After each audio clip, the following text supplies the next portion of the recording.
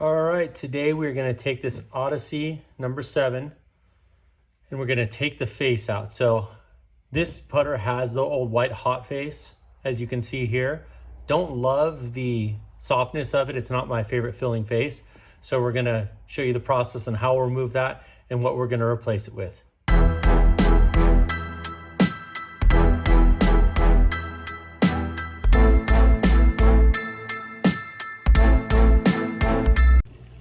Step 1 on removing the face, we're simply going to take the putter, put it in boiling water. We're going to let that sit for about 10 minutes. All right, we're out of the boiling water. We're just going to go ahead and start working to get the head off. So once I get the side propped up, I'm just going to work through it, and the adhesive that's under here is getting pretty loose, so should be able to get it out of here pretty easily now.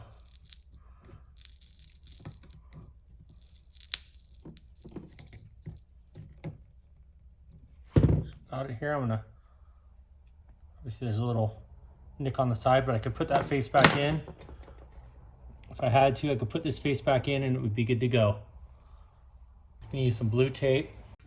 Now, this insert actually has a relatively flat side, so I'm gonna try to mirror this up. So I've got the blue tape on here. I'm gonna try to mirror it up to the flat side here. Make sure there's no overlap. I'm gonna go from here. Okay, so I've got it masked off with the rough shape here. I come into this corner. Now it's a little wide because I used a marker. It's not gonna be as precise, but it'll give me a good starting point just to cut at the inside of this line and start from there. So this is not gonna be a quick process. I'm gonna need to cut and slowly sand, check my fitting. The other aspect is this is a 1/4 inch. It's a little bit thicker. I mean, maybe 10% thicker if you can see the lip there. But not a problem. I mean, there was a tape behind that, so we'll see how this sits in the face, and then we'll go ahead, cut it, sand it down, fit it in there. Okay, so I've got this clamped into my vise here. Now I've got my cutting lines on the outside because that's where I'm gonna be going from. So I'm gonna do some rough cuts before I sand it.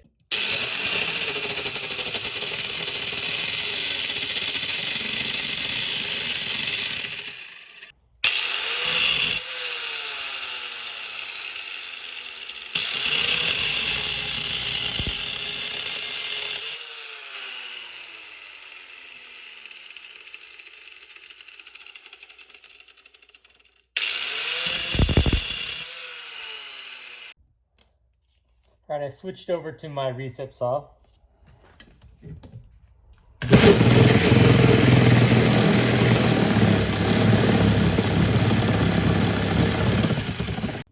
And here we go, we've got the rough shape, kind of what we'd start with of the copper, so that's where I'll start from.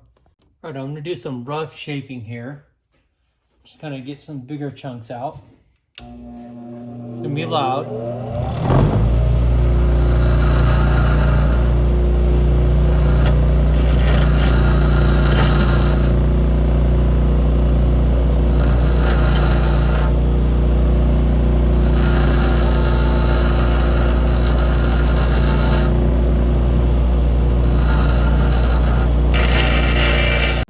So it gets really hot when you're grinding it, but I'm just checking it here, and I'm gonna constantly kind of go back and make adjustments to it.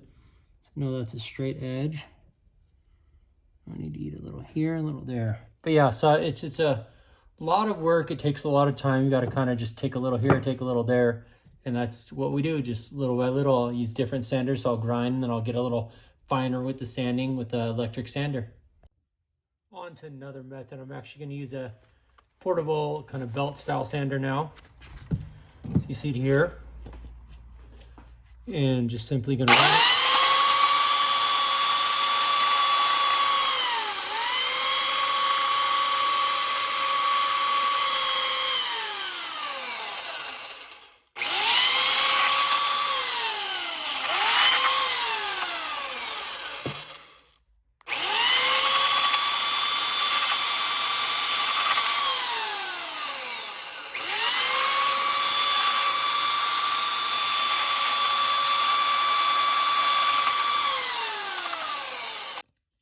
It's a little less aggressive than the grinder, but not a ton. So it's still kind of roughing out the shape, and keep going back and checking it. So I'm constantly checking and adjusting in here, but it's still a long ways to go with this. Sure, I'm going to be okay. And yep, so my flat edge, I'll need to grind away a little more, so I'll just keep going at it.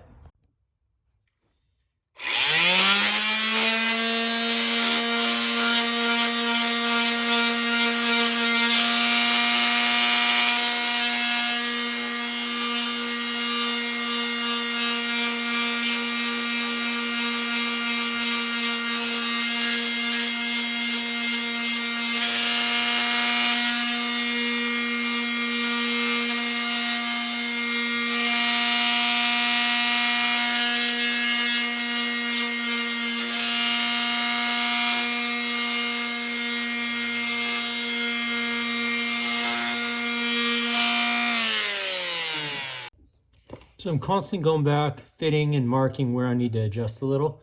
Just a little nudge here, and we're getting real close to fitting it in there.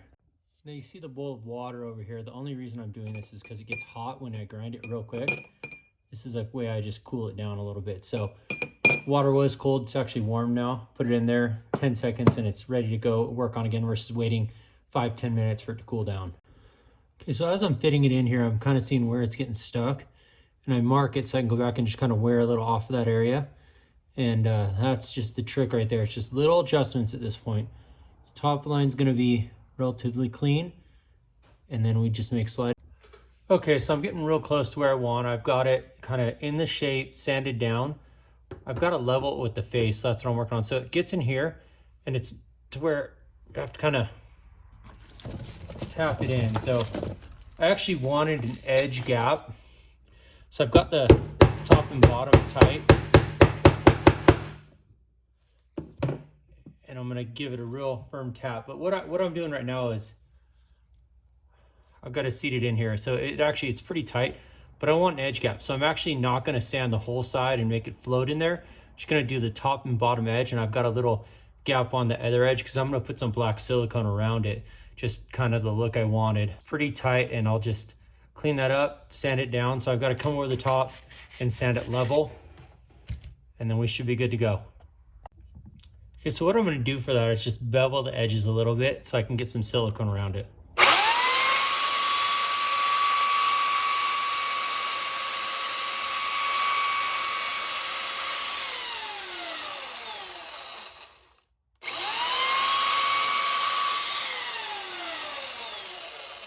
Because I still want the top and bottom to be a really tight fit. We don't want any movement in this.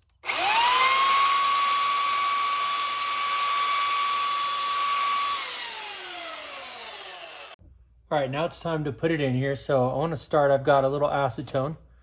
Clean out the cavity here. Q-tip and acetone, and try to get that. So I used acetone to pull the adhesive out, and that worked real well. Now I'm just trying to get as much stuff out of there as I can. It doesn't have to be perfect, but I want a relatively clean face for that, so I don't have issues with that. And I mixed up just a real basic, this is actually just even a JB Weld 2-part epoxy. Go ahead and put some in here. So I'm just going to throw a little on the back. Get it in there. And then I put a little tape on the hammer. I'm going to move it here to a solid surface, so bear with me.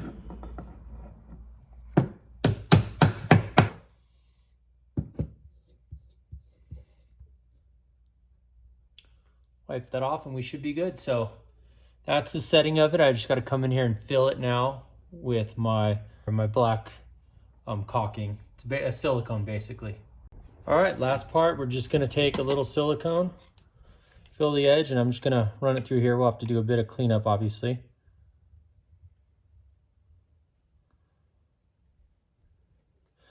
Now this is gonna not only get in here, but it's gonna help hold the face in place.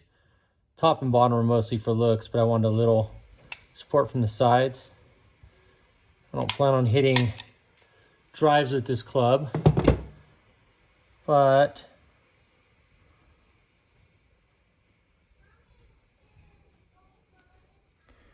you know, I do want something that, you know, doesn't move around a lot. So I used 100% silicone here. Waterproof black, 100% silicone. Let me come in here and try to clean it up. Water from before. So water there, and then I can get the acetone here.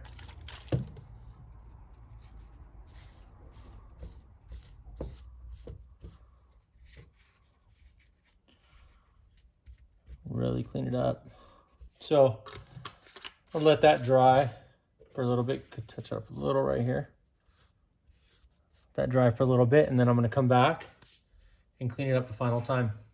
But this is it. So get a little black bordering, get the copper face in there. Again, this one's not perfect how I did it, but you know, it'll look solid and it'll play solid. It'll feel amazing off the putter face, I know that. So pretty happy with how it's turned out. You can spend as much time, fit it as tight as you want. Again, I kind of gapped it to have some gaps on purpose. Wanted that look. I have one that has no silicone and it's tight fitting in my actual gamer. It's just a lot more work to get every little nook and cranny to fit perfectly around there, and a lot of just touch it back and forth, touch it, fit it, you know, a lot of back and forth and a lot of fine detail. It's just time.